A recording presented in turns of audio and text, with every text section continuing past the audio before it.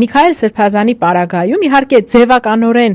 մեղադրանքը կապ ունի, որովհետև ինքը մեղադրվում է կոչի համար, բռնության կոչի համար ու ֆորմալ առումով չէ, Միքայել Սրբազյանը ինքը կարող է պայմանականորեն պատարագի քարոզի ժամանակ այդ կոչը հնչեցնել, բայց իրականում մենք հասկանում ենք, որ Շիրակի թեմը ամենա իր առաջնորդին սիրող թեմերից մեկն է, չեմ վախենա այդ հայտարարությունն անել ու Միքայել Սրբազանը երևի ամենահզոր առաջնորդներից մեկն է, ում խոսքը ծանրակշիռ է, ում քարոզին կարոտ է Շիրակի թեմը ու ամբողջ խնդիրն է մեկուսացնել հանրությանը, մարդկանց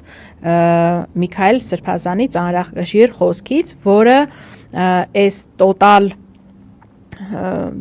հեղինակազրկման ներքո դեռևս շարունակում է անկախ ամեն ինչից, թե Միքայել Սրբազանի, թե Բագրատ Սրբազանի խոսքը շարունակում է ծանրակշիռ մնալ։